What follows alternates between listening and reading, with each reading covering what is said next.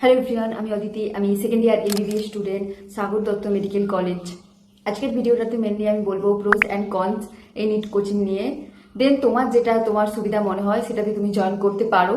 দেখো, online offline দুটোরই ভালো খারাপ দিক রয়েছে। এমন না যে অনলাইন থেকেই অনলি সিলেকশন হয় বা অফলাইন থেকেই সিলেকশন হয়। সিলেকশন কিন্তু দুটো থেকেই হয়, ডিপেন্ড করে স্টুডেন্টটা কেমন, তোমার তোমার সিচুয়েশন কেমন সেটার উপর ডিপেন্ড করে কিন্তু তোমার সিলেকশন হবে। আজকে আমি কিছু তোমাদেরকে পয়েন্ট বা টিপস বলবো যেগুলো অফলাইন আর অনলাইনের ভালো দিক খারাপ দিক দুটোই বলবো। আর ফার্স্টই বলে দিই, আমি ফার্স্ট অ্যাটেম্প্ট যখন দিয়েছিলাম তখন তো এইচএস এর সাথে দিয়েছিলাম। সেকেন্ড অ্যাটেম্প্ট যখন দিয়েছিলাম তখন আমি অফলাইন কোচিং এ পড়েছিলাম, একটা নর্মাল কোচিং এ। আর যখন থার্ড অ্যাটেম্প্ট দিয়েছি তখন আমি অনলাইনে পড়েছিলাম, যেটাতে আমার সিলেকশন হয়েছিল। আজকের ভিডিওটা পুরোটাই থাকবে যে প্রস অ্যান্ড কনস এই নিট কোচিং নিয়ে। ফার্স্ট সবার মাথায় যেটা থাকে খরচ, কস্ট। অফলাইন কোচিং এ অবভিয়াসলি খরচ বেশি, ওখানে প্রায় 80K থেকে 2 লাখ পর্যন্ত 2 লাখ পর্যন্ত হতে পারে। বাট অনলাইন কোচিং যদি তুমি কস্টের দিক থেকে দেখো, এটা কিন্তু তুমি 5 থেকে 10 হাজারের মধ্যে তোমার হয়ে যায়। 4,500 থেকে 10,000-এর মধ্যে একটা অনলাইন ব্যাচ তুমি পারচেস করতে পারো। Next, choose teacher, better option. তুমি যদি অফলাইনে যাও তখন তুমি কিন্তু একটা ব্যাচে অলরেডি ইনরোল হয়ে যাও। সেখানে টিচার হয়তো তোমার ফিজিক্সের টিচারটা খুব ভালো লেগেছে, বাট বায়োলজি কেমিস্ট্রি একদম ভালো লাগছে না, তুমি তাদের কোনো টিচারের কোনো পড়াই বুঝতে পারছো না, কিন্তু ফিজিক্স তোমার ভালো লেগেছে। এক্ষেত্রে তুমি কিন্তু পেমেন্ট করে দিয়েছো অলরেডি, তুমি আর তোমার টিচার চেঞ্জ করতে পারবে না। আর যদি তুমি চেষ্টাও করে থাকো বা বলেও দেখো, তুমি কিন্তু জোর একটা টিচার চেঞ্জ করতে পারো, হয়তো সেই টিচারটাও তোমার ক্ষেত্রে ঠিক থাকলো না, হয়তো তুমি তার প্রসেসিং যেভাবে সে পড়ায় সেটা তুমি বুঝতে পারছো না। এটা একটা মাইনাস দিক থাকে অফলাইন কোচিং এর। কিন্তু অনলাইন কোচিং এর ক্ষেত্রে তুমি বেস্ট অপশন পাও, ম্যাক্সিমাম চুজ করতে পারো।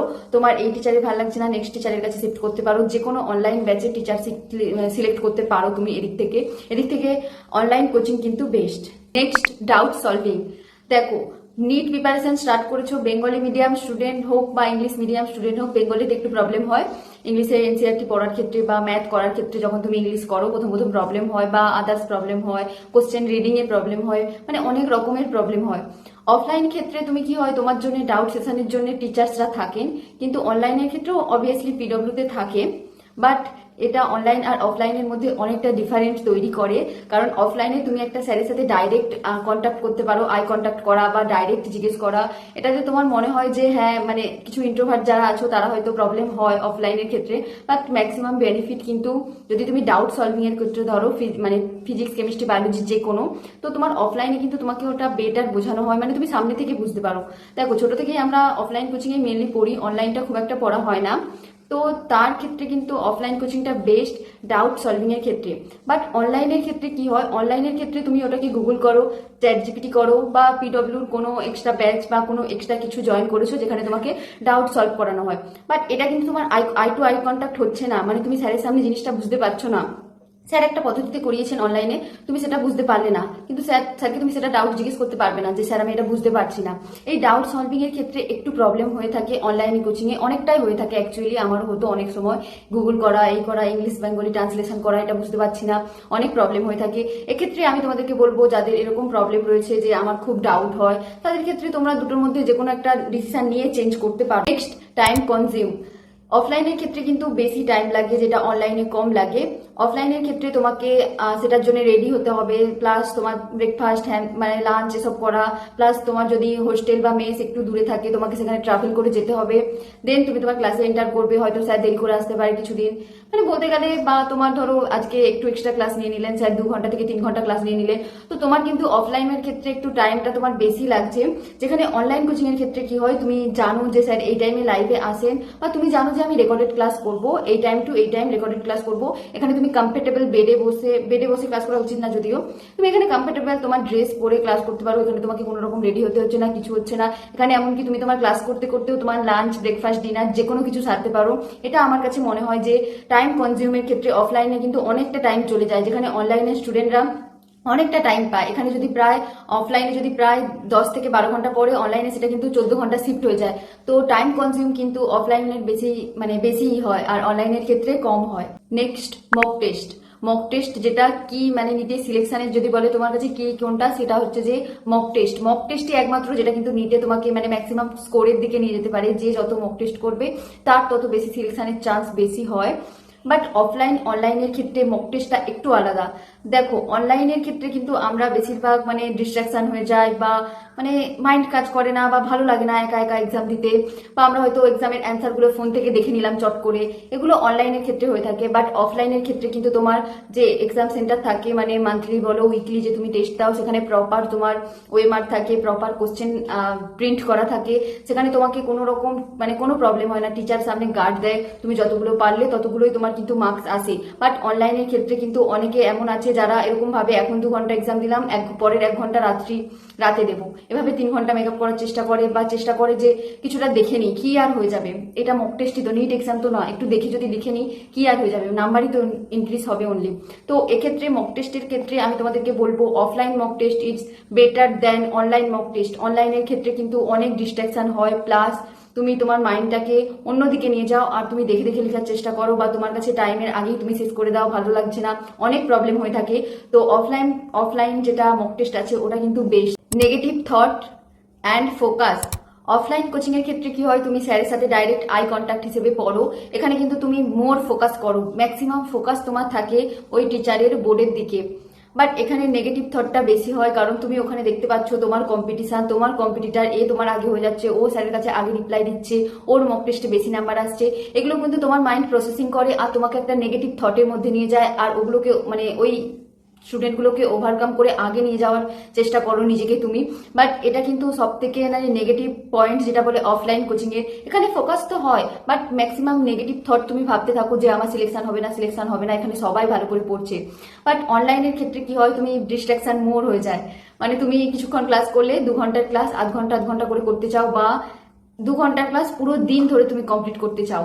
এটা কিন্তু অনলাইনের ক্ষেত্রে খুবই হয় আর কি, যে করতে ইচ্ছে করে না, আধ ঘন্টা 15 মিনিট পরে উঠে চলে যায়, বাড়ির এটা প্রবলেম ওটা প্রবলেম, উঠে চলে গেলাম, এটা অনলাইনের ক্ষেত্রে হয়।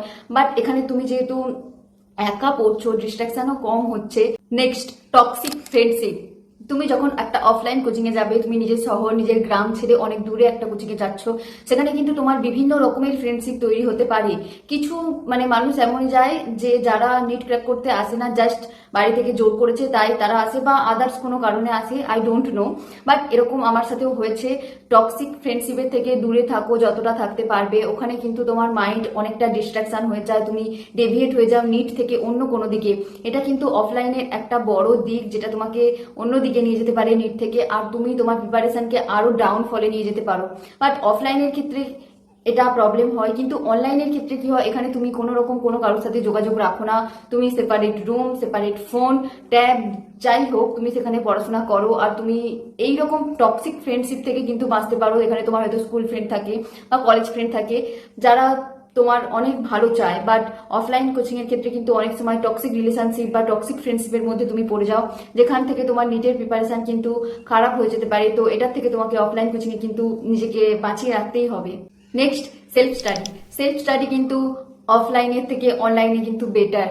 অফলাইনে তুমি বেশি টাইম কিন্তু পাচ্ছ না, তোমার ক্লাস তোমার পুরো দিনের শিডিউল থাকার পরে তুমি কিন্তু নিজেকে অনেকটা রেস্টলেস মনে করো, আর তুমি অনেকটা রেস্ট নিতে শুরু করো, তোমার সারাদিনের ক্লান্তি ফিল হয়, আর তুমি রেস্ট নাও, তুমি পড়াটা একটু কমিয়ে দাও সেই তুলনায়, যেই তুলনায় একটা অনলাইন স্টুডেন্ট যে ঘরে বসে ক্লাসই করে, তারপরে তার এতটা টায়ার্ডনেস থাকে না লাইফে, তো সে কিন্তু বেশি তোমার থেকে আগে এগিয়ে যায়, কারণ তার কাছে অনেকটা টাইম থাকে, যে টাইমে সে সেলফ স্টাডি করে, DPP solve, question practice, maximum Times কিন্তু সেলফ স্টাডি একটা অনলাইন স্টুডেন্ট বেশি করে অফলাইনের থেকে। অফলাইনে অনেক টায়ার্ডনেস থাকে, যেটার কারণে অনেকে করতে পারে না প্রপার ভাবে, রাত জেগে পড়তে পারে না, কিন্তু নিটের সময় রাত জেগে পড়াটা বা বেশি টাইম দিয়ে পড়া, এটা কিন্তু খুব ইম্পর্টেন্ট। তো অনলাইনের কোচিং এর ক্ষেত্রে কিন্তু এটা খুব ভালো হয়, কিন্তু অফলাইনের ক্ষেত্রে কিছু কিছু কারণে কিন্তু এটা খুব খারাপ হয়ে যায়। ডিস্ট্রাকশন কিন্তু তোমার অফলাইনের থেকে অনলাইনে বেশি হয়।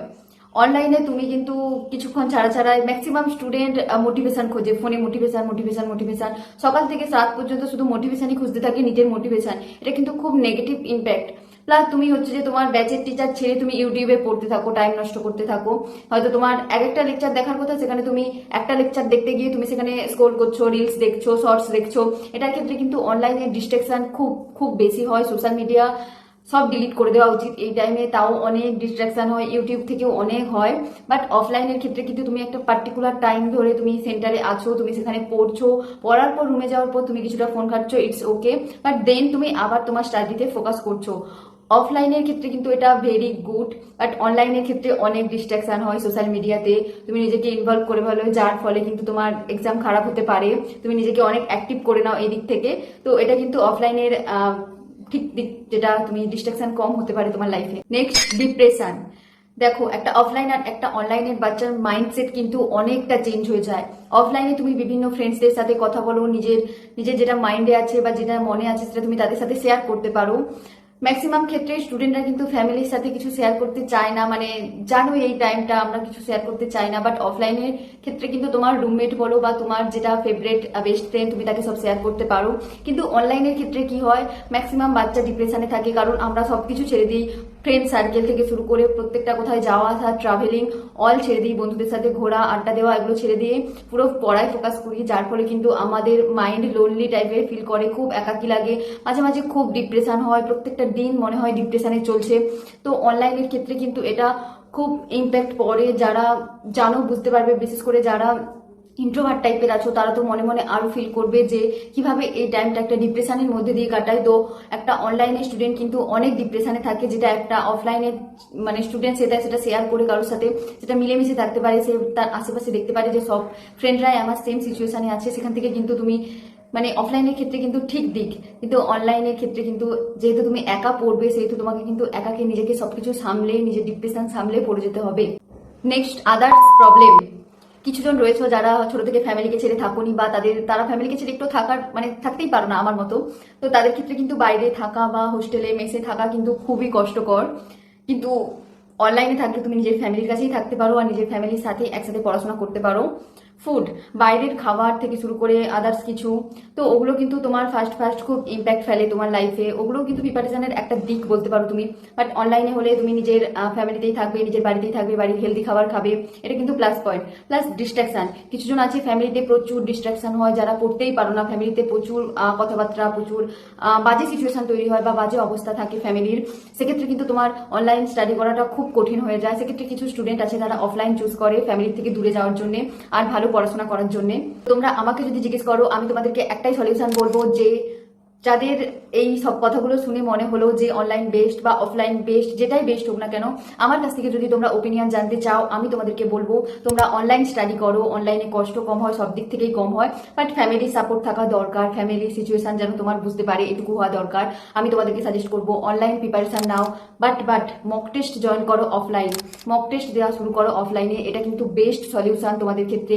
আর নিজের সেলফ স্টাডি, নিজের কোশ্চেন প্র্যাকটিস, মক টেস্ট, এগুলো কিন্তু তোমাদেরকে নিজেদের প্রতি ফোকাস থাকতে হবে। এখন তোমাকে কিন্তু আর কেউ এসে বলবে না যে পড়, তোমাকে নিজেরটা নিজে বুঝে নিতে হবে, নিজের সিলেকশন নিজেকে নিতে হবে। তো এটাই ছিল অনলাইন আর অফলাইন কোচিং এর মধ্যে ডিফারেন্স। তোমার যেটা তোমার মনে হয় যে আমার ক্ষেত্রে এটা ঠিক আছে, তুমি নিতে পারো, বাট আমার ওপিনিয়নও তোমরা একবার ম্যাচ করে নিতে পারো।